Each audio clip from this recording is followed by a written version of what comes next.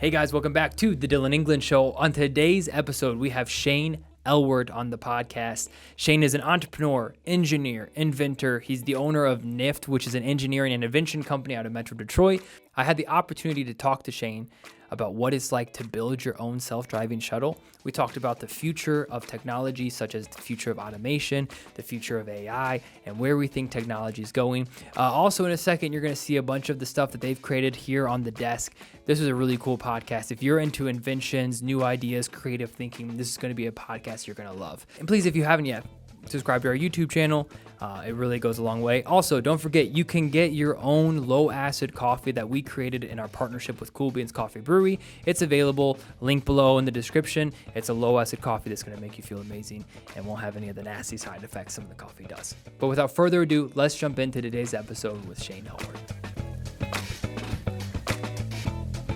The beautiful thing about having conversations is we could talk for 2 hours and they'd be like, wait a second. What did we talk about? We didn't even get into this. Talk about anything interesting. So I'm going to give you a quick little intro from what I know about you for the people that are listening, and then we can just kind of dive into whatever the heck we want to talk about. Okay. So Shane is an inventor, engineer, smart person. For the people that are watching, you can see a big I didn't even know. table. You're so smart, you didn't even know you were smart, right? Big table full of gadgets and gizmos and creations that Shane has brought, and I think that we're going to go through some of those. Shane was introduced to me by his brother. I, on Facebook, asked for, hey, who should be on the show? And you were one of the people that, so you can thank your brother for having to sit in front of a camera and talk to a bunch of people. Thanks for inviting me. It was awesome. It's awesome talking with you and hearing about your endeavors to date, and all the stuff that I've done is built on stuff other people have done, or that they're doing with me, and so I can't take all the credit. I just take a little bit, maybe. Small portion. Actually, a lot of this stuff I didn't do any. I could walk you through some of the stuff. Like, I didn't actually build this. All I did was say it would be cool if, and then we made it happen. So actually, my third oldest son, Spencer, who was away in college right now, getting a degree in mechanical engineering. Actually, he's really good at drawing, and he likes making phone models. So he made this for us for a YouTube project we were talking about earlier. Yeah. And it was cool. It was a lot of fun. So. That's a sweet thing. And I don't know if you guys can tell, but the scale of this thing is what? Foot and a half? Yeah. Yeah, it's big. It's cool. Probably we had ambitions of actually making it walk and talk and stuff, but, there's only so much you can do in a week, And budget, I'm sure there's always the budget concern of how much things cost. Yeah. So before we jump into this stuff, I want you to tell me about NIFT. So NIFT is your company. Yep. Just to give the listeners kind of an idea of who you are, who I'm talking to, because sometimes I've learned that I just jump into conversation so fast, and people are like, wait, who is this person? So feel free to tell me about NIFT, tell me about your history in engineering, and then we're going to jump into whatever we want to go through. Yeah. So I'm the founder of NIFT, and it wasn't really an intentional plan. I mean, I guess from the time I was little, I wanted to have my own company, but it just, some things don't always work out the way you want. And so I ended up getting a degree in engineering. I worked at Ford for 17 years.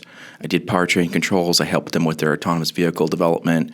A feature called Blue Cruise, I got to actually lead that from the start. And before I handed it off and left and worked at a Chinese firm, another startup doing level 4 automation, and then COVID crashed us and killed us. Not killed us, but we were still alive, obviously. But it closed the company down. And so I was talking to my wife and kids and just going like, what are we going to do?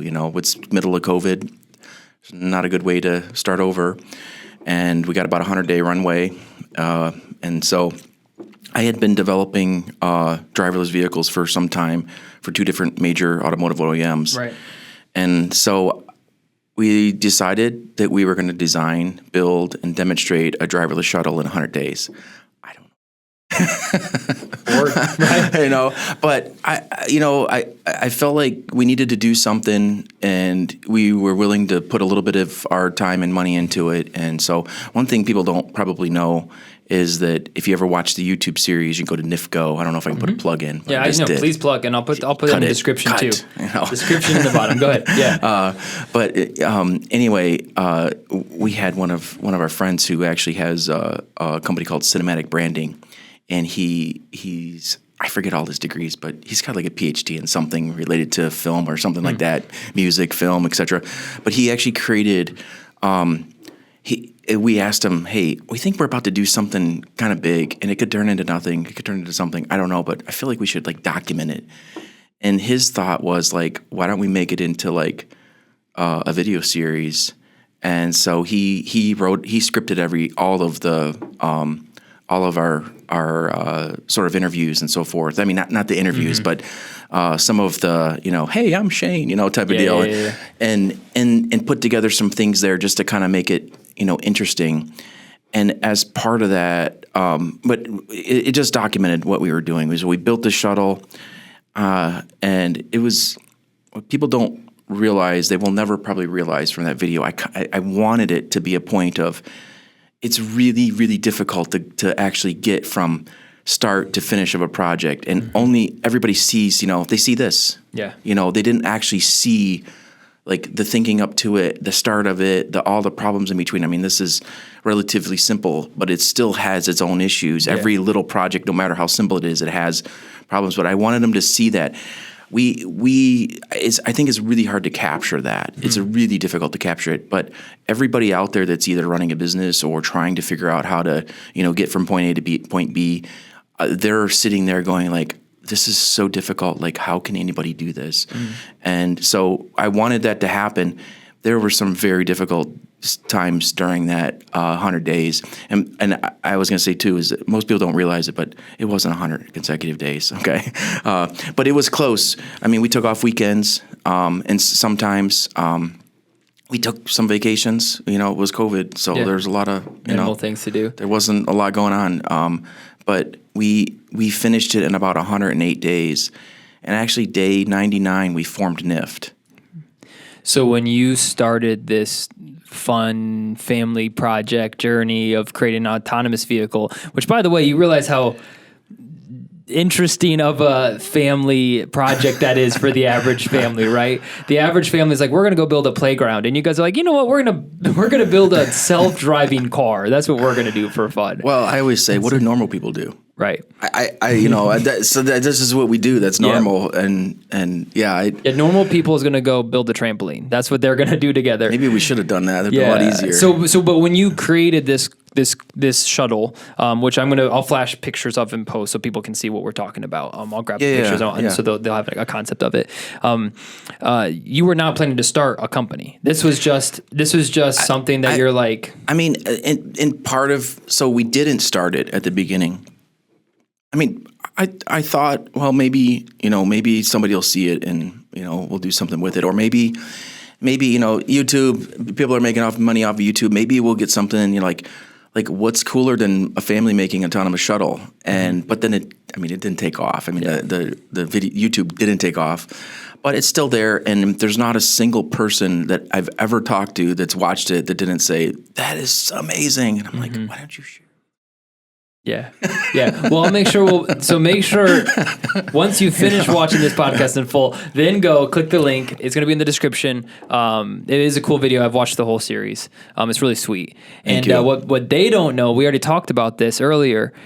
So Shane created this autonomous shuttle, and the goal of this could be the practical uses of this could be at a lot of different things. It could be used to shuttle people at ball games. If you park downtown Detroit, that parking around the arenas is anywhere from $50 plus. It could be $100. And so you're like, well, if I'm going to want the $25 parking, I'm parking, and then for some people there might be safety concerns if the game gets out at like 11 o'clock and all those kind of things. And so this is a really cool concept to where if it's a driverless shuttle, it can go pick you up, take people from parking to games to concerts. There's a lot of practical ways to this. And what they don't know is in my senior year of college, this is where Shane and I connected. I created this idea, we had an entrepreneur class, and my idea was a driverless shuttle for sports games, for college campuses. Yeah, exactly. We had a whole business plan, and when he told me he made this, it was like a dream realized for me, because I now created if we could this. Just sell it. Now, well, maybe that's what we need to figure this out. Yeah, now we can figure that out. Yeah. But it was so cool because it was like something that I had created in a dream and a maybe, and then you guys actually made it. And it was a really cool, and you guys will see on the screen, like, it is a really cool design. It's sleek. Is it glass, plastic? Actually, we use a material called polycarbonate, which polycarbonate is one of the coolest materials, I think. It happens to be some people call it transparent aluminum. It's, I think, half the weight of aluminum. Someone's going to correct me on this. I think it's half the weight of aluminum. And aluminum's already pretty light metal, right? Yeah, it's already pretty light. No, it's not half the weight. It's twice the weight, half the strength. That's what it is. Something like that. Somebody will go back and say, you're completely off your rocker, but that's okay. But it's also bulletproof. Actually, they use it in between bulletproof glass. And so we didn't get it into the videos, but we actually took video of actually shooting it with like, I don't know, 4 or 5 different caliber guns. Wow. And yes, somebody will say, it's not completely bulletproof. Well, that's true, but it's help. For most calibers it is. Yeah, it'll help. So that's sweet. Yeah. So it was a really cool material to work with. I actually never worked with it before. We started out, if you watch the video, you'll start out seeing us like trying to work with acrylic. And I mean, I knew it would crack, but I didn't know how bad it would, so we were like, man, this is not going to work. So we had to come up with something else. And we found polycarbonate, and I was like, man, you got to make the whole thing out of this. So it was cool.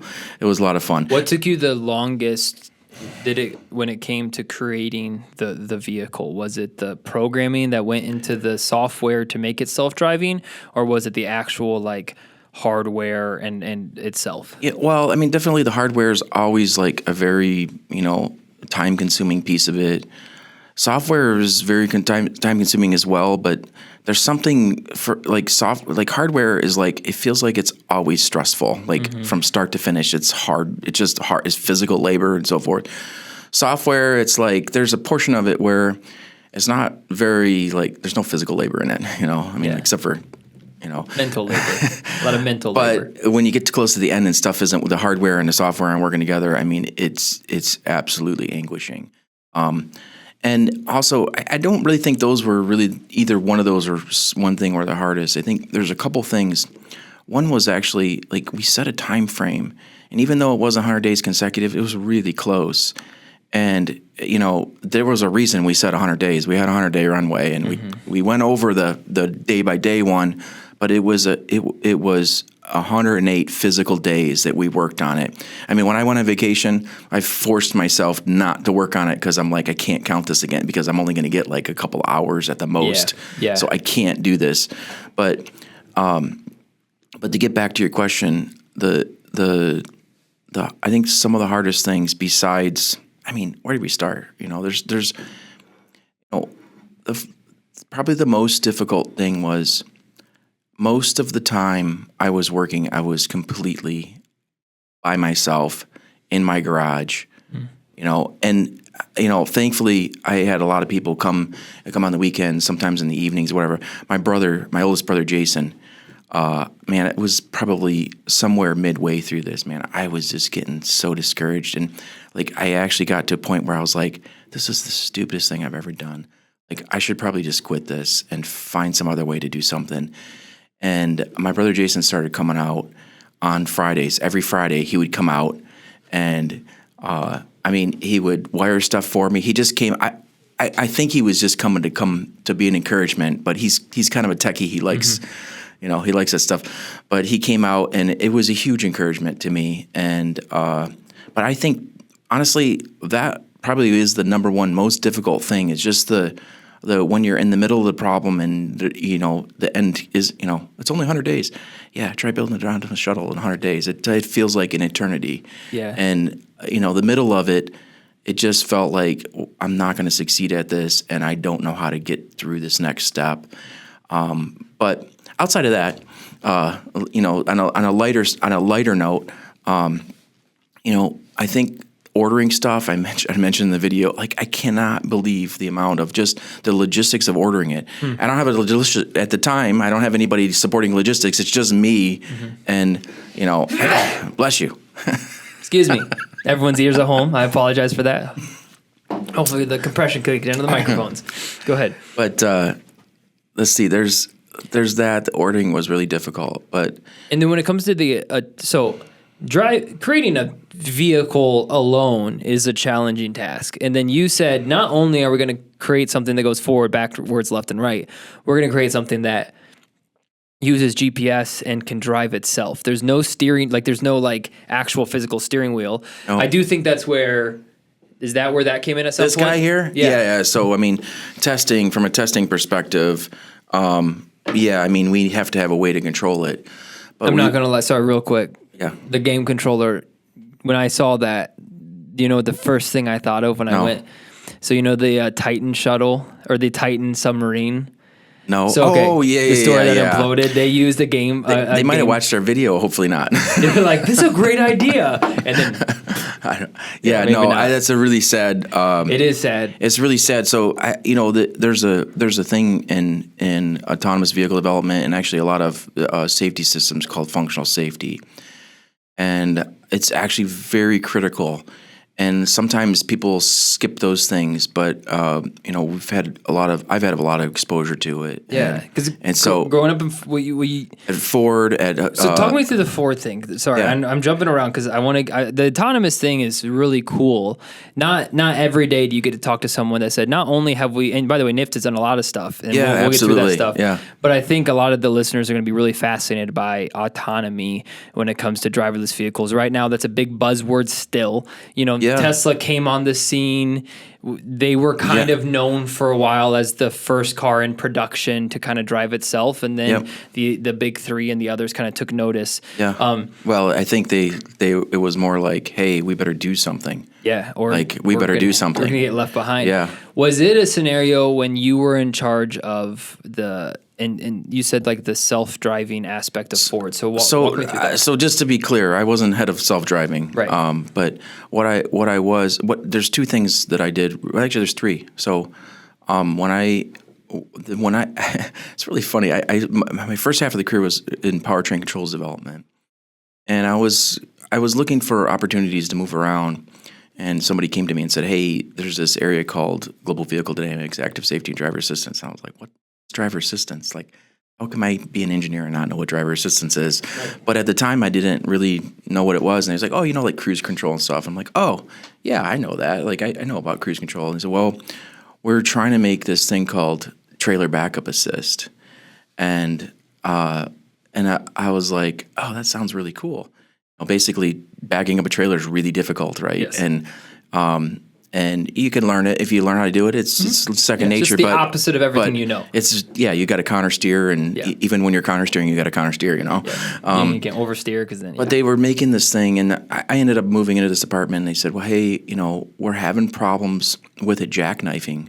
And that's when basically the trailer crashes into the vehicle, right? Because it didn't counter steer right, and you ended up folding the trailer in half. But they said we can't keep it from jackknifing, and so I said, "Well, what are you doing for acceleration control?" And they said, "Can't do anything with acceleration or brakes." And I said, "Well, I just released all the software into production, so I surely can do something." So I put together something for them to help them with their accel control. And one of my guys later on actually developed something to actually control the brakes as well. So that feature is the first feature that Ford Motor Company ever released that had coordinated steering, brake, and throttle. Wow. Everything else, it's either you had steering by itself or brake and throttle, coordinated, but not the three of them together, as far as I know. Somebody will probably comment and say, that's not true. But that's what I help with. That sort of started me in the autonomy area. And then there was a day, which, I can't disclose some of the stuff, but there was a day when Ford was like, hey, we got to get into this autonomy thing. And one of the guys, Doug Arodi, he would come to me and he'd say, hey, about making an autonomous vehicle. And, they kept saying, we're going to farm it out. I'm like, Doug, we do it in-house. We can do it. Let's do it in-house. A week later, he come back, yeah, we're thinking about making this, but we're thinking about farming it out. I'm like, Doug, tell him. I said, I'll do it. I'm like, I want to be part of it. Doug come back. A week later, yeah, we're thinking about farming it out. I'm like, Doug, what's going on? Yeah. Like, why wouldn't we do this in-house? And eventually, I don't know how long it took. It wasn't days. Nothing ever happens instantaneously. But he came back and said, hey, you know, they're thinking about doing this, and we're thinking about doing it in-house. We were given this challenge to buy wire a vehicle in 30 days, and there were 8 of us, and I was one of those 8. And what buy wiring is basically, you know, normally you have a mechanical linkage going from the steering wheel to the wheels, the throttle to the wheels, the brakes to the wheels. Now, from the time we started working on that past, they already start putting in functions like electric power steering, you know, acceleration-based throttle, or not acceleration-based throttle control, but electronic throttle control, brake by wire. So the by wire pieces were already there, but they're not exposed because they're made by 10 different suppliers. So our job was basically to expose that. And so we had 30 days. Within 12 days, we had the system by wired. But we got into some safety issues, and that was my first introduction to functional safety. And and there weren't any real like safety concerns, but it was more like there weren't any serious like actual threats. It was more somebody came into the company and they weren't comfortable with the way things were operating. And what that meant to the company was stop what you're doing and figure out we can't do things that are unsafe, basically. And so we got to find a way to do that. But we ended up buy wiring this vehicle in 27 days. There was some political nonsense that went on in the middle of it. And it was cool because we had 4 people in the car when we finished it. One guy was driving on his laptop. I don't remember if I was acting as a safety driver. Somebody was drawing with a joystick. I don't remember what. I don't think it was an Xbox controller, but I don't know. It was too long ago. Somebody will remember. And there was one other method, and I can't remember what it was. But that was like a very surreal moment. And from there, there was a point where one of my managers said, hey, Shane, here's the whole portfolio of things that you can work on. And you can have any of them. And I said, okay, I want these 2. And he said, well, you can't have that one. So did he give you the other one, though? He gave me the other one, which was called Highway Assist. Nice. And is that what keeps you in the lanes and when so you're Highway driving? Assist is actually now called Blue Cruise. So Highway Assist was the research development leading up to Blue Cruise. And I left in and really quick, define Blue Cruise for Blue everybody. Cruise. Actually, Blue Cruise is something on the highway that actually does steering, brake, and throttle. It's considered a level 2 autonomous feature, and that So just it means keeps you in the lane. It'll slow down if someone stops in front of you. It'll speed up when they go. And so when you're on cruise, that's the thing where you can select how far back. Like So there's the adaptive cruise control. You can select how far back, and then there's generally a separate function. Well, it does like lane centering sometimes, and then just it gives up. But Blue Cruise, Super Cruise, GM Super Cruise, Tesla Autopilot on the highway, you can take your hands and feet off and under certain scenarios, and that vehicle will drive for you. So Blue Cruise was the direct competitor to Tesla, what they had. Yeah, in the highway. Day one, my boss is like, "Hey Shane, you know, I want you to make." I said, "What's the project?" He said, "It's called Highway Assist, and the goal is to compete with Tesla Autopilot and GM Super Cruise." And this was in the early days, and I said, "Okay." I said, "Cool." I mean, I was super geeked about it. I said, "You know, what are my resources, all that stuff?" And he's like, "Well, we'll take care of the resources. Don't worry about it." And I said, "Well, how much is it supposed to cost to the customer?" And he's like, $0.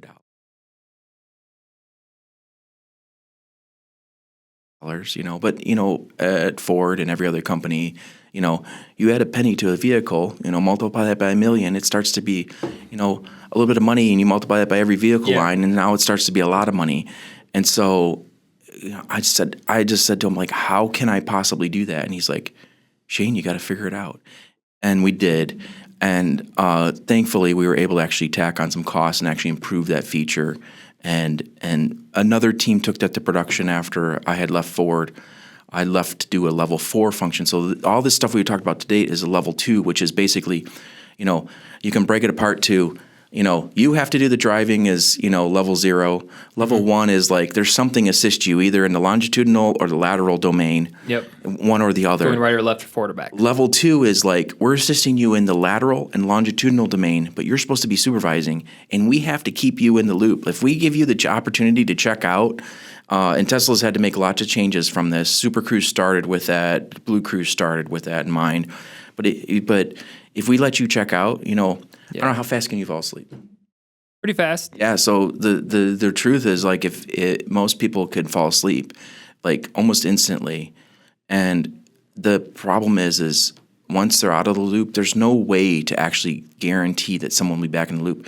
In fact, we did all kinds of testing. Like, I think the average response rate was like 0.8 seconds to return from like an extended period of hands off, feet off. Right. We didn't tell them what to do, but that time period is a very long time when you're traveling 70 miles an hour. Correct. And so, what happens if it's longer than 0.8 seconds? What happens if there's a more severe situation than what we tested? Like, how do you can't bring them back in? So the level 2 feature says, hey, driver, you always have to be supervising, and we're going to do something to annoy you. Yeah, so like you have to touch the wheel every couple 15 seconds, every 7 seconds. You have to shake it to make sure. I think some of the cars now have like eye tracking, where if you look away from forward, which I know that was an annoyance to a lot of customers because they're like, why do I have to look forward? It was, and there was all kinds of controversy about camera watching you 24/7. There's somebody watching you, but that means they don't understand. There's a couple things. People don't actually understand how those cameras work. Now, eventually that'll change. But, in an automobile, for the most part, not all, in all cases, Tesla's an exception to that. There are some other exceptions, but in most cases, that camera hardware, it can't actually transmit that data anywhere except for to the ECU that's reading it. And that ECU doesn't have the communication protocol to communicate that data anywhere else. It can only go to that device. Now, like I said, that's not true 100% of the time. Right. But at the time, it's like it's not even a true problem. Eventually, it will be. And but that said, though, I mean, you can't, can't go anywhere without somebody having a phone in their pocket and recording you. So you're I mean, and then or your phone just listening to you 24/7. Like that's people pick and choose their. See if Dylan England's podcast came up while we were talking. Funny enough. Check. That would be funny. Funny enough, I just had my buddy over, and he's like, "Man, I'm subscribed to your YouTube channel, and I never get any of your like shorts and stuff." And then we were working out this morning. He's like, "Bro, since our conversation, like all I see is your shorts now." And I'm like, "Let's go! Thank you, Google, for listening to our conversation and helping me out." No, but So the one question I had, so there's how many levels of autonomy is there? Is there 4? Technically there's 5. Okay. So level 2 is where the majority of cars are that are on the road. Today, yeah. Okay. Any of them that claim they have like some type of semi-autonomous or autopilot, that type of thing, yeah. Then you have like companies like Waymo, and they're trying to push the limits on full self. I don't know if you heard of Waymo. Yeah, absolutely. Actually, I was just down in Phoenix. Okay. And there's a small section down there where there's these cars driving around all over the place, and I got to see it firsthand. I read a lot about it first time I got to see them. I didn't ride it. I should have. Yeah, that would have been cool. The big debate, though, that I've heard, and Tesla's dragging their feet in this, it's like Lidar versus radar. Sure. And versus camera, and their camera, right? So they believe that cameras are the best thing to do it. And I mean, Tesla right now is camera radar. I think they've recently said, hey, we're going to pull the radar out as well. So just cameras. Yep, and ultrasonics too. Okay. So do you have any kind of idea of what Lidar is and like versus like do you have is Tesla and Elon just being stubborn, or is there actually legitimate arguments to be made? I think for both. There's definitely legitimate arguments on both sides. I actually from the beginning have held to the we should be doing it with camera, but there's definite problems with that, and one of them is just the data. Like I remember, when lidar, it looks really cool. What is lidar? So lidar is it's actually it's Yeah, you're going to put me on the spot. What's the light? Well, we can Google it, dude. Light detection and ranging. So basically, they tried to create. I think they created the acronym off of radar, which radar sends out electromagnetic waves, and they get the returns from it to measure time of flight, etc. Oh, that is cool. Someone's going to correct me on that. It's not actually. So it's just like the color. There's like a lot of colors there. Basically, it's a remote sensing method that uses light in the form of pulse laser to measure ranges or variable distances. Yep. And so the nice thing about it is you get, where a camera, camera's a two-dimensional measuring, so you can see things in a two-dimensional domain, but you don't know where they are depth-wise. So if you ever tried driving with one eye, you can do it. Yeah, but the depth perception is off. It's increasingly more difficult. Yeah. And so...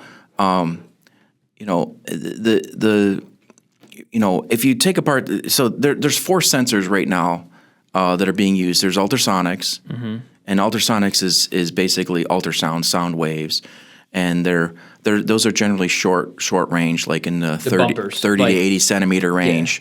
Yeah. And some versions of them have problems at highway speeds because you get wind noise and so forth, just distorting the return and so forth. But so that's sound bouncing off of something, and then there's radar, which is basically electromagnetic waves that are basically broadcast and then received back through an antenna, analyzed, and so forth. And then you have lidar, which is light in the form of a laser, basically being sent out and brought back. And there's all sorts of different ones. Some of them, basically pulse and spin. Some of them, do a giant flash and then they read it back like a camera would, pixel by pixel. And then there's cameras, which just basically, the light comes in and it detects basically, and somebody more technical can correct me on this, but it detects color and intensity or something to that effect. And so, but I like to think of things, very simply like, well, how do we see?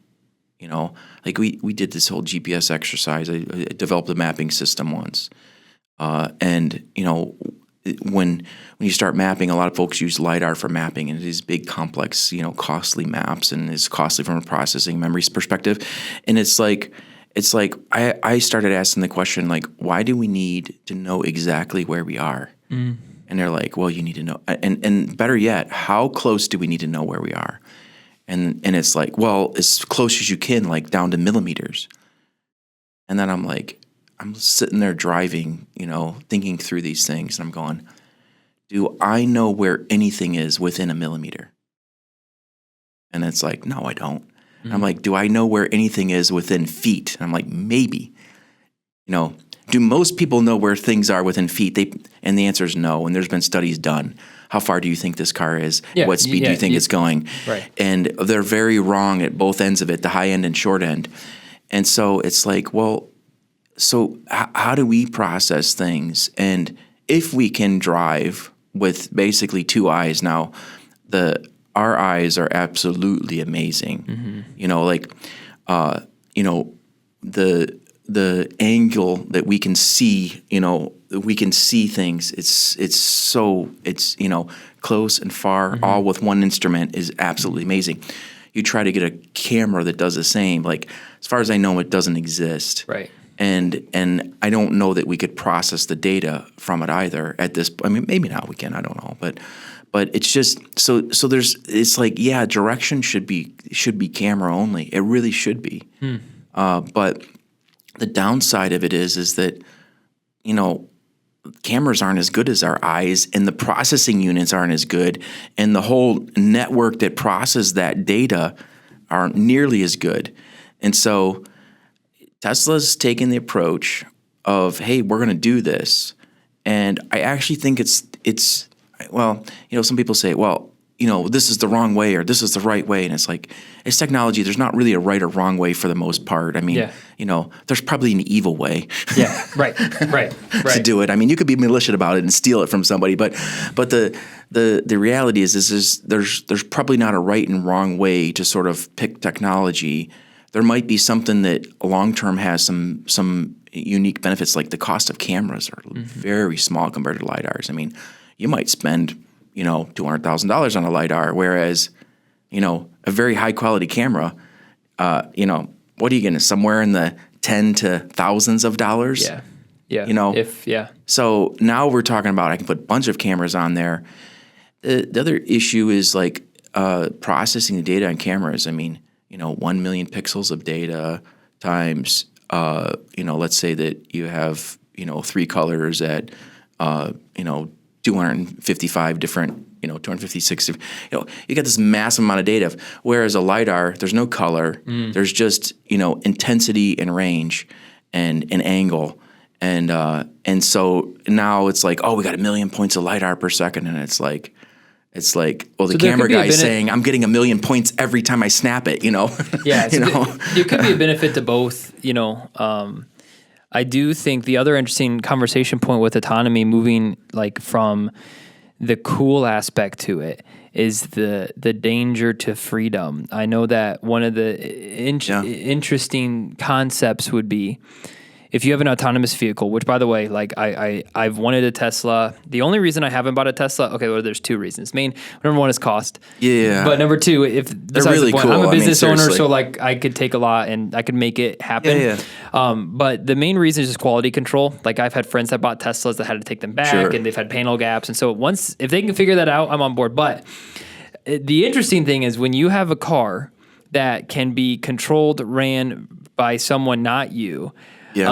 I know Do you that trust them? that's the question. And then the follow-up question is like, I know that, and obviously I'm not a robber. It's like a pro and con, right? You have a robber in a Tesla. All really that the cops would have to do potentially in the future is just say, hey, this person's running, they're in this car, this is their license plate number, stop it. Yeah. Car stops. Yep. And again, I don't know the legislation behind that. I don't know like what the rulings would be and if they're ever going to let that happen. But when you do have a car that's transmitting data 24/7, that has over-the-air updates, that it can be 100% stopped. Like if Tesla said, you know what, this car's not functional anymore, they could stop your car. And so that's an interesting thing that we haven't experienced before. Because in the past, you said like a Chevy truck, you put gas in it. Yeah. No one knew where you were going. No one knew, what you were doing. Now when you have cars like that, they know where you're going, what you're doing, how fast you're driving, and the amount of data is just insane. And so I do think that's something to at least talk about when it comes to the next stage of autonomy. For sure. So it's one of those things. It's like it's going to happen regardless of what we think. Right. Well, right. So the question becomes like, what could happen, and then how do we deal with it? But I think just to circle back, Tesla quality issues. Don't forget, every company has quality issues. Right. And we just forget about it. They're there. I do think with that though, if Ford has a quality issue in Michigan, it's very easy to deal with that. Because like there's just dealerships everywhere. Like there's the parts have easy access. There's ups and downs. Comparatively to Tesla, like we have 2 dealerships in all of Michigan. I found. Yeah. And so like if something goes bad on your Tesla, that's. But that said, though, Tesla did something as well that was kind of interesting that sort of took the OEMs by surprise, which was they basically did everything over the air from a software side. So maybe not from mechanical side necessarily, but even that, they fixed some things that are mechanical related. They just put some limits on it, and it's like, okay, well, tires are going to stop wearing out as much, but we didn't, so there's some ups and downs of it. Long term, I think they have a very, like, I don't know. I mean, I have money in Tesla, and I have it in there because I think it's a staple. Mm-hmm. It's going to be there. I mean, unless something really stupid happens, they're going to be there long term, and they're going to be, what Ford was 100 years ago. Mm. But 100 years from now, they're going to still be there, and they're in their growth period. Yes, they have problems. Everybody has issues. Sure. Here's another question. I side railed you, not on purpose, but here's another question. If Tesla's only been in business for 15 years, and they got quality issues, Chrysler, Toyota, etc., have quality issues, which they all do in some vein. They pops up here and there. Mm-hmm. Some of them are way better than others. Mm-hmm.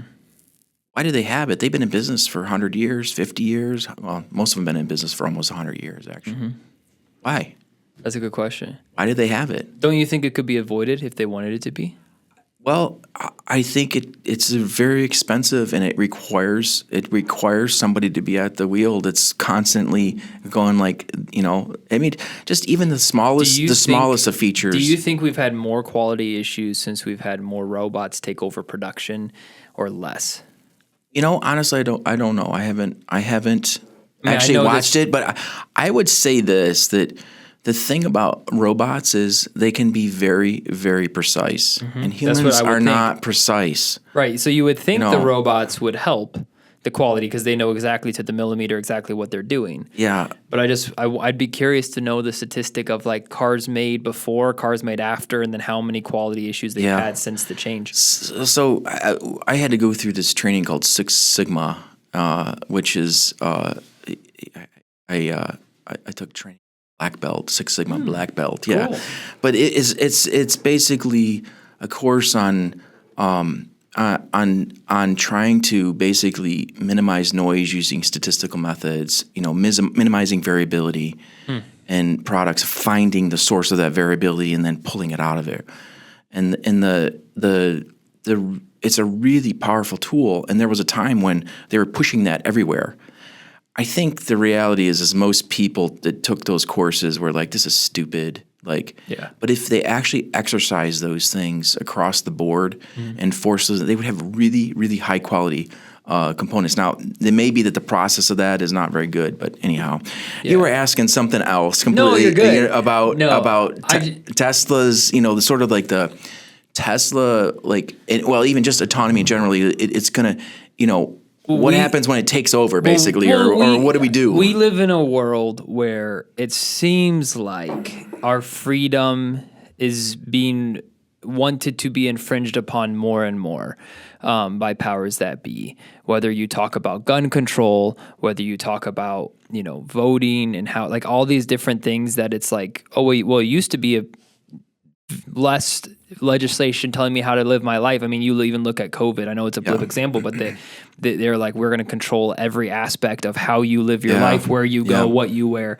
Not fun. And so I think my concern, I mean, you saw how quickly they were. Now, again, they said it's due to public health. We can debate that. Yeah. That's a different conversation. That's a whole different, for sure. And it's a weird scenario that doesn't happen very often. But hopefully it doesn't happen again, ever. Yeah, hopefully. Yeah.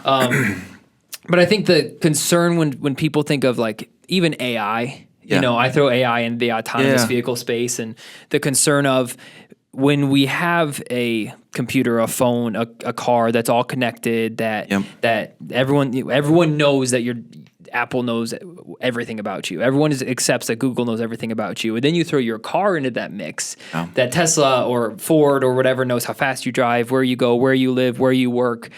It becomes a little concerning that could this ever be used against me? Could this ever turn into could someone hack into Tesla's database and create an army of cars and just drive them into the Capitol building? Well, those are just, and people don't know. I think a lot of those concerns are people that don't know how it works. Yeah. But I think I would say, I mean, I could talk about a whole bunch of different levels, and I would say that the answer is yes and no. One, it's very difficult. In some cases, you actually need insider knowledge. I mean, we just we were working on actually hacking a Model S motor, and if you're running some of the older software, which is probably not on any of the vehicles anymore, I don't know. I don't know how all their software works, but you could definitely take control of it, and we have done that. The problem is. Somebody actually brought up a complaint to Tesla, and I don't know exactly the details behind it, but they made some changes. And there's some really, really simple things you can do to actually protect that communication protocol that makes it very difficult to break. It's not unbreakable, but it's very difficult, and it requires an enormous amount of work. Could somebody break into that? They certainly could.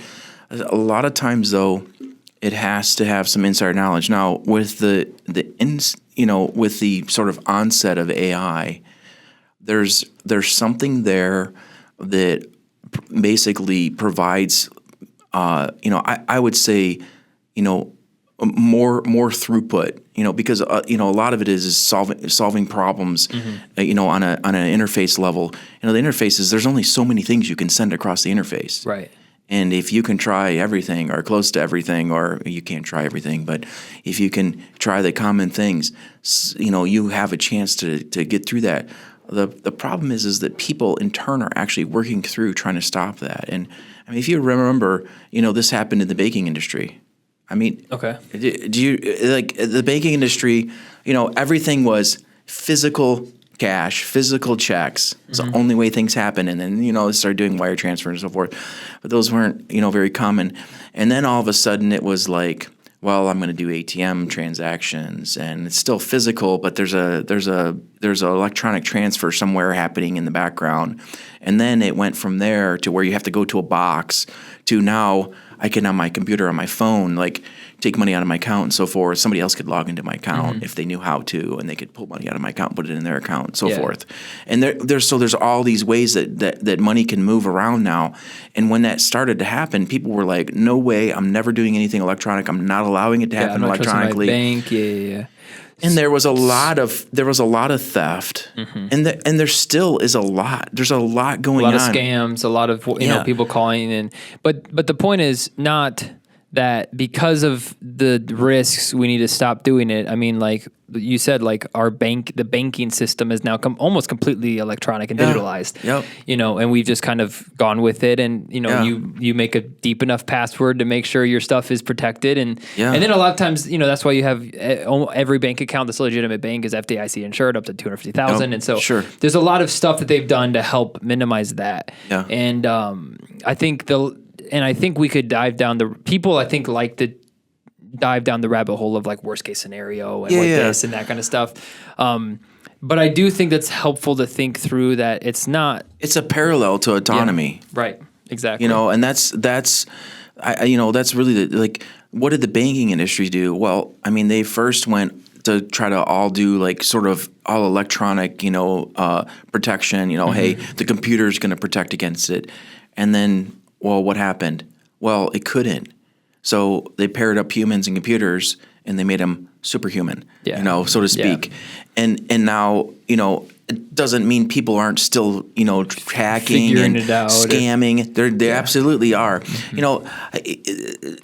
Sorry to go off of the banking industry, but it's such a good parallel. One of the things that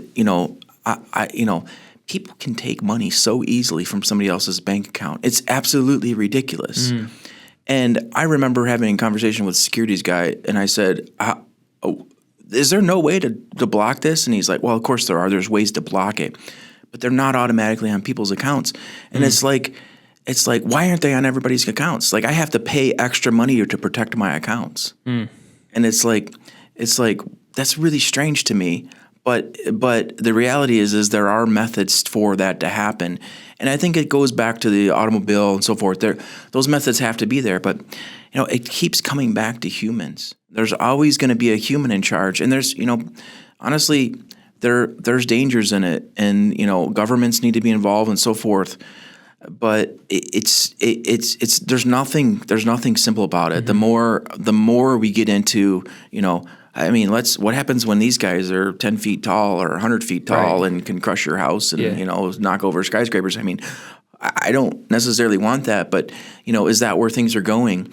We could be afraid of it, but also as engineers, we should be part of the solutions, the government, politicians, etc. Doesn't do anything because it's going to happen regardless. Is kind of what you're saying. Like the AI movement, the autonomous vehicle movement, it's happening. It's going. Yeah, I mean, look at it's hilarious. Look at what was it? ChatGPT came out, and I've used it. It's helpful in some things. Some of it's really dumb. I mean, it just makes stupid mistakes. But in other things, it's actually really it can be a really helpful tool. But Elon Musk, he's like, hey, this thing's evil, and it's going to destroy us. And I don't know what he knows. He probably knows something I don't. I guarantee it. But the first step was fight against it. And that's what we would do we'd be like, no, let's fight against autonomy and this because it's going to take over our lives. His second step was, hey, I'm just going to release my own. and I'm going to make sure that, I have something to fight against this thing. I'm going to be in the game of keeping bad actors out. And it's like, that's what actually needs to happen with this stuff because this stuff does actually help us. I mean, when we went to, I don't know if anybody's, I never used a slide rule, but I've done a lot of like iterative calculations by hand. And when I found out I could do that on a calculator, when I could do that on a computer, like I'm going, why did he get taught how to do this by hand? I know why, but I'm like, I don't ever want to do that by hand again. It helped. It took away a burden, and autonomy does too. Like for me, there is a part of driving. Like, do you like driving? Yeah, I do. Yeah, there's a part of it. Yeah, a lot of people enjoy driving. I don't think, and I hope that doesn't ever get taken away. I don't think it will. Because, I mean, the 1960s Mustangs and the 1960s Corvettes, I mean, like, who's going to take that away from you? Yeah. Like, I'd like to convert them to autonomous for people, make a bunch of money off that someday. That'd be cool. People that want it. But the real question is, who's going to want to give those things up? They're not going to. Those are a special place and time, and the sound of them, I mean, it's just amazing, But that said, it's a huge help. Like, I don't want to drive a half an hour. Like, I can be working, or I can be sleeping, or I could be eating, There's no doubt that the tools help us at all. I think that there's a lot of people that are concerned in the future of what they might do. I will say, when it comes to, I've never been nervous about, people, there's a lot of movies, even like WALL-E. I know this isn't WALL-E, but, he looks kinda, like WALL-E he was has a like, similar look, though, doesn't he? They did. From this far up, Humans created AI and technology, and the robots destroyed their planet, blah, blah, blah. Yeah. I will say, I've never been scared of it until I was just at Somerset Mall in Troy, and they have a Tesla store there. Yeah. And they had a life-size version of their Tesla bot. Okay, yeah. And it was sweet. But it was like tall as me. Yep. And that was the first time in my life I remember thinking, this is getting like weird. Yeah. Because I remember like growing up watching the Terminator shows, and stuff like that, like being like, oh yeah, this is so sweet, but it's never gonna happen. This is all just like, and I'm like, I know that I don't believe that AI in my lifetime, and I have no pulse on if this is reality, but to get to the point where they can fully think. I know that they're never going to have a soul. I know that they're never going to be humans and that kind of stuff. Like, I know that is all fiction. Yep. I think the Bible teaches us that for sure. Yeah, absolutely. But I do think, though, I don't know the limits of AI learning to emulate things. Yep. And so I will say, though, the first time, like, man, having that in your house would be just like, really cool. There's one of them that follows you around. I can't remember whose it is, but it's supposed to follow you around in your house. I'm like, probably to learn from you. I'm like, that's probably just not a good idea for some reason. Turn around, you're like, like it's just seriously? there. It's like sharpening a knife, looking at you slowly. I prefer this the Tony Stark one when it's just a little arm. He's like walking around. He's like, I'm gonna put you under. If you do that again, I'm gonna put you under. I love how they gave that little thing of personality in the movie too. It's just his arm, but it was almost like a dog. I mean, like a man. Yeah. Do you think we're going to see full self-driving cars in our lifetime? Like let me phrase that. I know they exist. That was not a fair question. Do you think they're going to be readily available for the average consumer to own a full self-driving car, like Uber's, for example? Sure. I know that Uber was really into the autonomy game for a little bit. They pulled out recently since then. Everybody has, except for Waymo and Tesla. I mean, everybody else is like almost silent. Maybe Zoox is out there, and a few others. Okay. So is that in our lifetime? Are we going to see the reality of, I know with Uber, they were like big on, hey, if you're drinking on a Friday night and you're drunk, like we'll have Ubers to come pick you up. Is that the best use case we can come up with? No, it's not. But I'm saying like they were pushing that kind of stuff. Yeah. Are we going to see that in the lifetime, in your opinion? Do you think that it's close enough for us to see level 4, level 5? Yeah, I do think it is. In fact, there's already things that we don't even, I bet most people don't even know. When you go to an airport and you get into a tram, do you remember those used to have people driving those things? Right. There's no people anymore. They just disappeared. They used to have people in there. Yeah. And then one day they just took them out.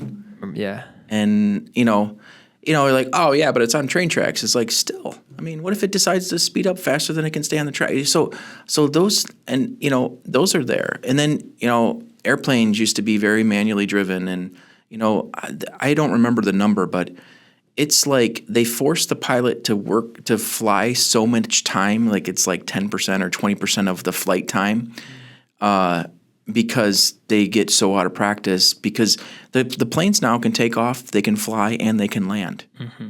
And that's awesome, because if the pilot were to, let's say the pilot, the co-pilot, something were to, something happens, well, I'll get home safely and so forth. So, but will we see the automobile? I mean, the answer, I believe, is yes. It's not this simple, though, because when you look at what's been done, it's an enormous, monumental task, and it's just, will it be mainstream? Like, do you remember the day when there wasn't an iPod? I don't know. I do, actually. Yeah, I had an MP3 player before. Yeah, that. MP3 players. They weren't great. No. There were a couple that were good, and then there was a bunch of junk that was just like, why doesn't click it doesn't do anything type of deal.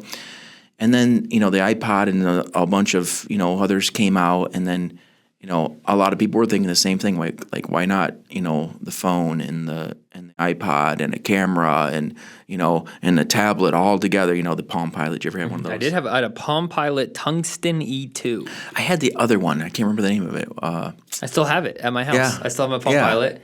But played what was the game when the birds and you could click on the Duck Hunt. There was a game called Duck Hunt. I played on the anyway. Yeah. Go ahead. But people were thinking about it. I was thinking about it. I was like, man, why don't we put these together? I didn't know any other companies were thinking about it. Right. But obviously they were, and they pulled it together. And now we went from this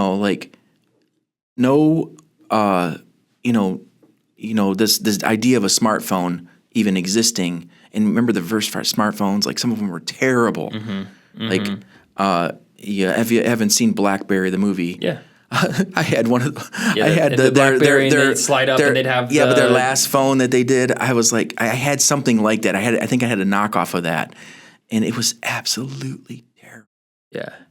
But then it all changed. That time frame, I don't know, it was somewhere between 10 and 20 years from nothing to 9 billion phones are in existence right now, or something to that effect. Yeah. And so the difference is the phone isn't a functional safety item.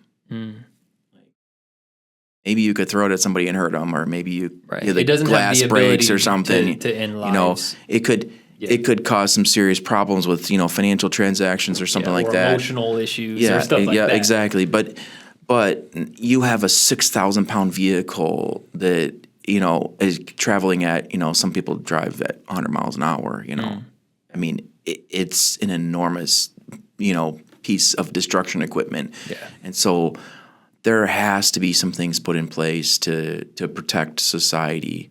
And the way we write our regulations is a lot of times those regulations are written after the fact, meaning we're not necessarily writing a regulation to protect someone before the technology is developed. We're going, hey, this technology seems dangerous, like AI as an example, right? Elon Musk saying, hey, you got to put some legislation in place to protect us against this technology. The legislation gets written after the fact, even for autonomy. It's still, people are pushing legislation. Maybe in Europe, they're a little bit more proactive on it and so forth. But which is good and bad. It stifles creativity. The U.S. we're the Wild West, so we get to keep that open a little bit for hopefully do some. We're people are relying on companies and leaders to actually be responsible themselves. Watch the risks and make sure. And eventually, when they're responsible, they'll be corrected and put into their position to keep all out of whack. But yeah, I think so. Originally, when I was looking at it, I think in the 2010 time frame, it was very I don't know. I would say it was more of a like, hey, let's start thinking about this type of thing. I mean, people have obviously been thinking about this since the early 50s. For autonomy vehicles. Yeah. Yeah. But 2010, it feels like it started to get public aware in the tech sectors, and started to grow. but that's not the 10, 20-year time frame that the smartphone came into existence. I will say, speaking of technology, and then I want to pivot back to finishing your story with your vehicle.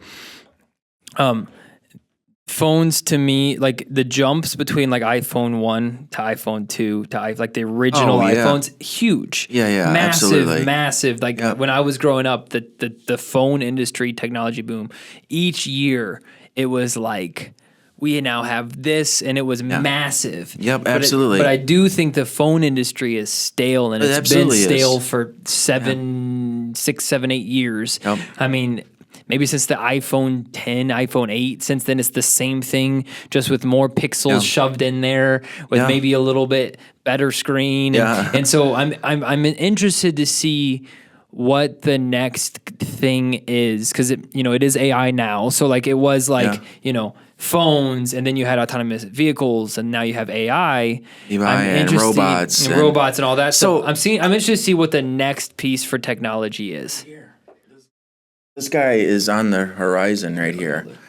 And maybe not that particular one, but that's a single person quadcopter type vehicle, vertical takeoff vehicle, I call it, vertical takeoff and landing. And, think about this, all this technology changes and we're still stuck on the ground for the most part. And the reason is, if you think about what it takes to get a pilot's license, it's very, like when you go to get your driver's license, right? I mean, it's almost comical that we can get a driver's license. We can, like a teenager. You ever seen a teenager get a driver's license? Yeah. It's like study for 2 weeks, take a test, drive a couple times, and then released forever onto the road. And then here, develop autonomous driving. It's like how many billion miles do we need to drive to prove that we can actually? I think it's 2 billion without a fatality, by the way. Wow. So yeah, try doing that real quick. So nobody's actually done that except for Tesla, by the way. And they've done that with multiple vehicles, and they probably, we could talk about that. That's separate. Cool, but though. 2 billion miles without a fatality.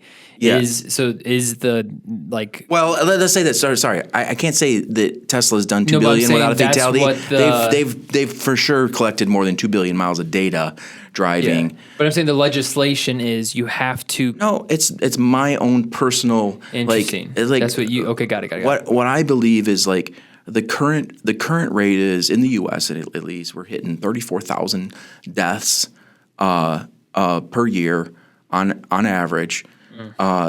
For fatalities from car accidents, vehicles, right. For whatever reason.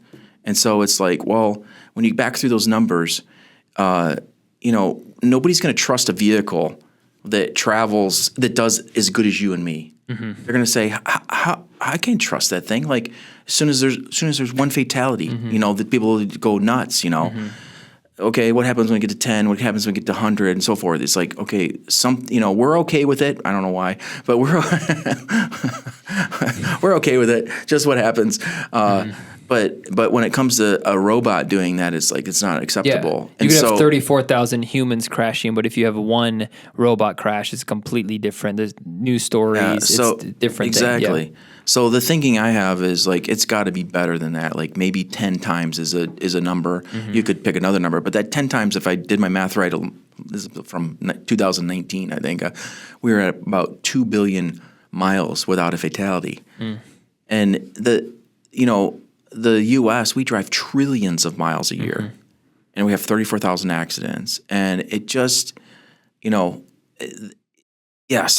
I don't know how we got on that, but so quadcopters. Yeah. So anyhow, how did we get to? I have podcasting, baby. I can't answer half the places we go. So quadcopter. So here's the deal. We have all these accidents. The environment. Think about the driving environment.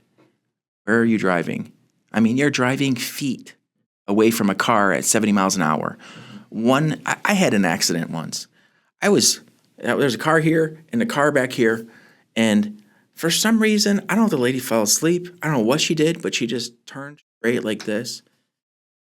We're doing 65 on the highway, ran right into the side of the car. We did it immediately, right into a barrier. I wasn't seatbelted because back in the day we didn't wear seatbelts. Yeah. And I smacked my head on the windshield, and I lived to tell about it. But I mean, we're so close to everything. But what planes have as an advantage is they have all these levels of elevation that they can travel at, and they actually, where we have intersections that go like this, they have intersections that are basically separated by distances of thousands of feet vertically. Yeah, right.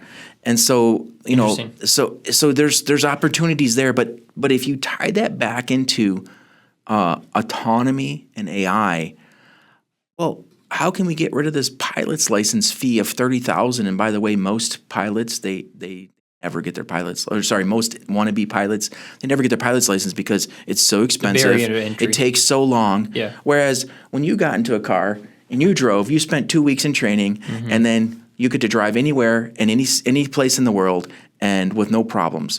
So what if we could do the same thing from an aircraft perspective? And that's where, it doesn't have to be a VTOL, but the VTOL provides an opportunity to sort of, go from our house to the office or our house to the park, or, like I like to think probably is where the starting place is. Is this 3D printed? Yeah. Yeah, that's cool. Yeah, so that's actually 3D printed on a Bamboo Labs printer. And it actually is printed in 4 colors. So you can print 16 colors on a Bamboo Lab printer if you have enough ASM blue, units. orange, and black. Those are my show colors. Actually, Yeah, got the blue, orange. those are our colors as well. So yeah, not black though. I don't have the. Yeah, I don't have the blue, orange, white, and black. That's what sweet. we generally use. So do they have things like this in production already? Like. So they, in some sense, but the price on them and the duration. So there's 2 problems. One is price. I mean, some of them are in the $300,000 to $500,000 range. So, not really a car competitor. But then the other is that in some cases, if we're talking about electric, we're talking about 20 minutes of operation. Yeah. And something like this could lift vertically off the ground. Yep. And then go. Yep. Like they wouldn't have to have a takeoff. Yep, exactly. Is it jet powered, fan powered? So these are this is a ducted fan. We haven't actually we're actually producing a half scale model right now. Really, you guys are. Yep. Nice. Sweet. And it should be really interesting. We're looking to be able to have 800 pounds of thrust, and right now our scale model is half scale, 1/10 the thrust. How loud are those fans? Oh, they're incredible. Yeah, they're very present, huh? Yeah, they're something. But there's different classes. Like right now, there's an experimental class that doesn't require a pilot's license, single passenger, and it has some very stringent weight requirements, and so forth, which restricts your range and so forth. I think there's probably, regulation involved to be able to get us there. But, think how much money we spend in developing roads. I mean, what if we could take some of that out of there and use it for other things? I mean, so all these things coming together. I mean, what is the next thing? I think that's one of them. I think, the robots, we're going to, it would be nice to have a robot in the house, like, go clean this up. Your kids don't want it. Right. Then we can develop even more of a lazy generation. Go teach my kids to clean. Yeah. There you go. Now we got lazy parents, Right. So you think robots could be the next thing? I mean, I think they already are. I think a lot of times they're already being used in search and rescue. They're already being used in war. Yeah, we have them in our house. Alexa, give me a recipe on, I got to make a cake tonight. Give me a recipe on, a chocolate flavored cake or something. Right. So they're there in some form. They're not, in some cases, like the physical robots, they're not like the Roomba, that's probably one of the first home robots, really that, kind of took, it's not really that great. I mean, it was really cool. It has a very niche application, but, the I don't know, what was it from Rosie or whatever. Yeah. It's not there where, she's in there vacuuming and doing dishes and stuff like that. But that's going to come. I mean, it's going to happen. Yeah. how far into the future? I mean, we're already seeing them in commercial kitchens. I mean, have you been to a pizza place where, there's effectively no humans there and they're, baking, you put your order in on a machine, it bakes the pizza. I've seen robotic arm. I don't know why it's there, just for effect. Comes over and puts it in a door. You open the door, pull your pizza out. I mean, that wasn't there 10 years ago. Yeah. And so where would we be in 10 years? I would say, look back 50 years and see what people were talking about 50 and 30 and 20 years ago. And we're starting to see those things come, not all of them, but we're starting to see a lot of them. Yeah. And, I mean, I will say when we talk about things like flying cars or there's more. It's kind of sure, cold now. Yeah, I drink cold coffee. How do we do this? I'll pour it over here. There you go. I do think it has to be autonomously driven, because if you're going to trust people to drive not only forward and back, but also up and down, it would have to just be like plug in your coordinates. If flying cars became... Have you ever flown a drone? Yeah, I mean, I've flown an airplane type when I was a kid, but in drones, like a quadcopter. Sorry, yeah, when they go up and down. Yeah. Mm-hmm. So those, I mean, like you can get them in trouble really quick. Mm-hmm. But if you're, just moderately cautious, like it's a really cool experience. Cool. Like it'll come up, hover, stay there. Have you seen the drone flying competitions where they go? Oh, amazing! They're going like 100 miles an hour through pipes. Actually, one of them just did the Formula One car. They did a chase with it, and it's like doing like 300 or something like that, and unbelievable. And drones are used by a lot of creators because now they have drones where it'll follow you. If you want to have it follow you down a field or whatever, it'll. There you go. We already have robots following us. We don't care. If they're practical enough, we don't really care about the other stuff that might happen. Yeah. But it is cool. I will say, I love, so you just went to an event that was pretty much like an invention. CES. CES is what it's called. Consumer Electronics Show. And basically it's just a bunch of different companies and people, what they're creating. People all over the world bringing stuff in, What was the coolest thing you saw there? I mean, outside of our stuff? Of course.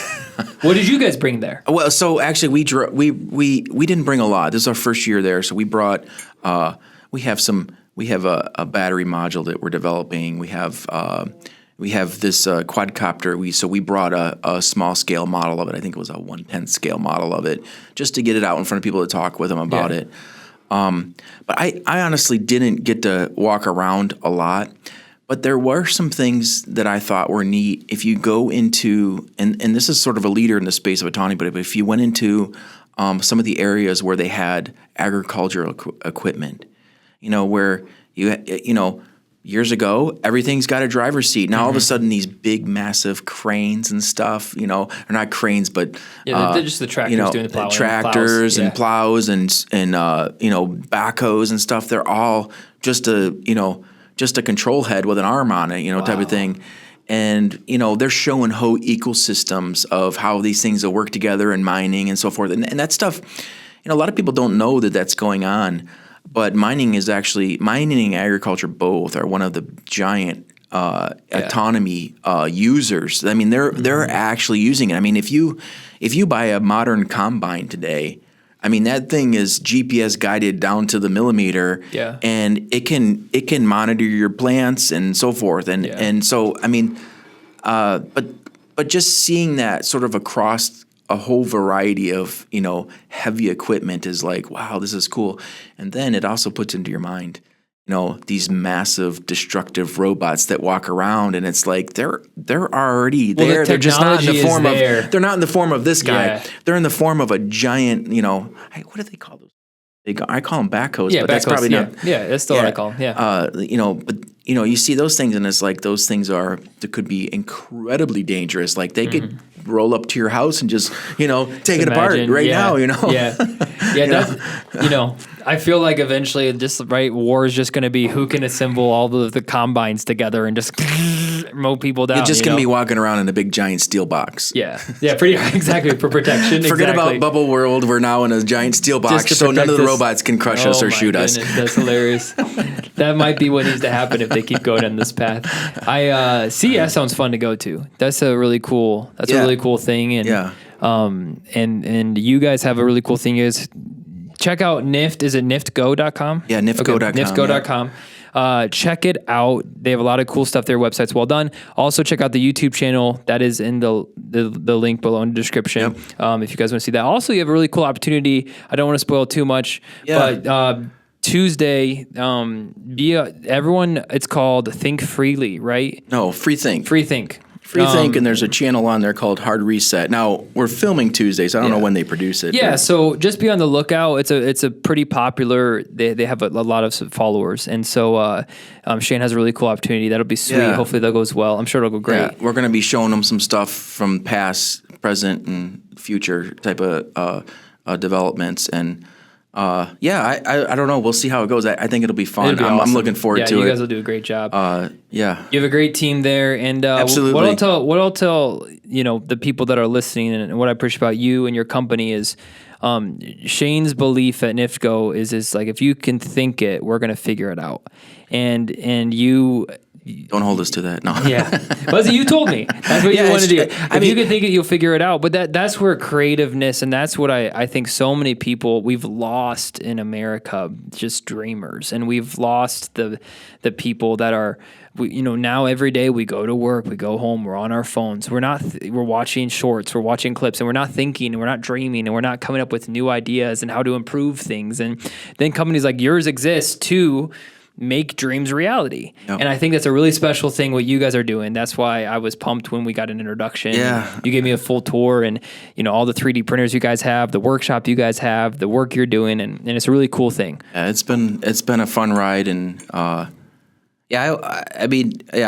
really thankful you invited me on here, and I definitely like it talking about all this stuff. I mean, it's very interesting to me, and we've talked to tons and tons of people about it.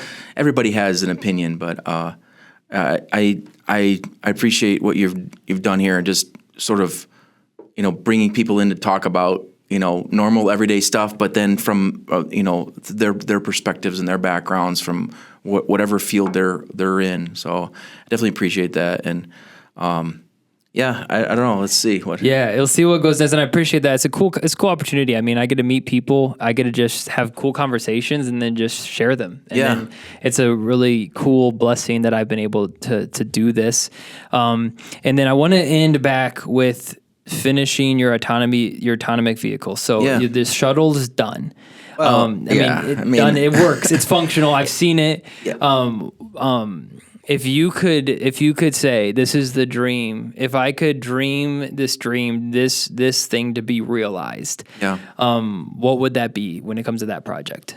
So, I would like to see them, I think, I got to circle back. I mean, done, we completed the 100-day project was just to show like the design, build, and demonstrate autonomy, and we demonstrated in the last some very simple autonomous features. I had a safety switch in my hand, which it didn't show up in the video, but I walked out of the vehicle, clicked it, and it drove off, and then clicked it again after we did a couple loops and stopped it.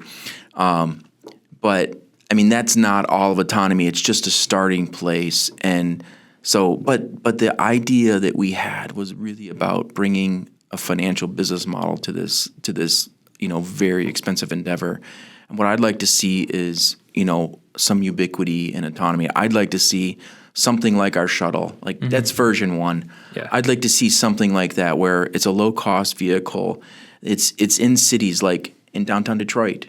And when you leave the football game, the baseball game, the concert, whatever, and you want to go get some coffee or whatever, you walk out, you get in a shuttle, it drives you there, and you step back out. And I'd like to see those there.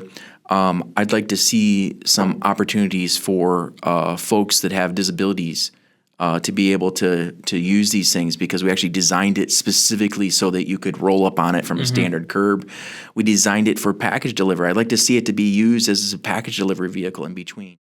And there's a lot of things that would have to happen, but I'd like to see those things spread locally here first somewhere, and actually, across the globe, for the one sole purpose, and that's just to sort of to to bring your life back to you. One of the things we designed, which is probably unique to any vehicle in the market, as far as I know, is anywhere you look except for the seats and the floor, you can see. Mm-hmm. And that's great for a city because, sometimes we're so stuck on our devices. We're so, like we started to talk about, we're so stuck by ourselves. And there's so much to experience outside of us. And, and so if we could open that up, that was part of the goal of the shuttle, was to open that up and to basically bring enjoyment, bring a family into a shuttle together. They're sitting together in conversation form, regardless of whether you're elderly and can't, walk, you have to have some type of assisted device, you can still get in there and be able to move around the city and so forth. Mm-hmm. And, just experience life and not be constrained by life. And I think sometimes we let life constrain us, and then we don't do anything to pull those constraints away. Correct.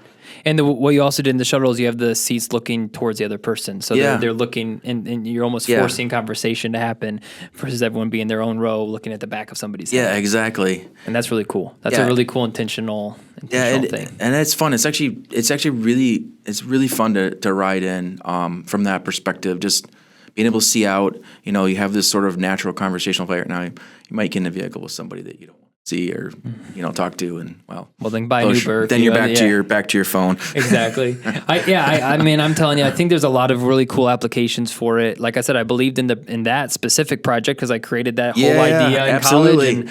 And who knows? Maybe the city of Detroit. You know what I think would be good for you guys is to partner with the city of Detroit and do tours of the city. Yeah. What better way to see Detroit with full visibility? Yeah.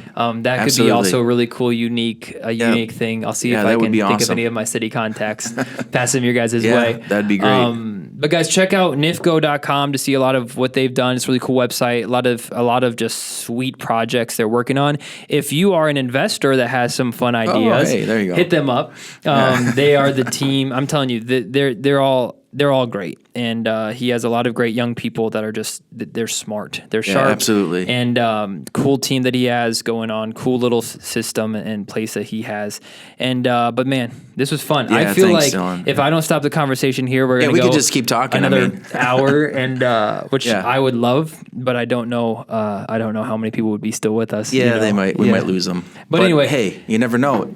Write it in the comments, right? Yeah, let us know if you want more. We'll have Shane come back. I know we didn't get to talk through everything. We'll probably bring him back. We could talk through more of this stuff. But if you are interested in learning more, like I said, check out his website and reach out to Shane. I'll put some sort of contacts up on the website. Info. Yeah, absolutely. And I'm sure Shane would be more than happy to, if there's an aspiring engineer, or if there's anyone that wants to get this kind of stuff. I don't know if you guys are ever going to hold any internships. That could be a cool thing. Yeah, we've done those in too. the past. Yeah, absolutely. Well, thank you, man. This was fun. Thank you. This was and thank awesome. you guys for listening. I enjoyed it. Please subscribe if you have not already. And as a reminder, you can buy our coffee that we were drinking on the pod. How was the coffee, by the way? It was awesome, actually. It was really good. Yeah, it's my second cup. 2 cups, so that's a good sign. You can buy that coolbeanscoffeebrewery.com. Awesome. Broadcast brew. You can buy that there. But anyway, Perfect. Thanks, man. All right, thanks, Dylan. All right, we'll see you guys in the next episode. Good, dude. Thanks. How was it? Awesome. That was fun.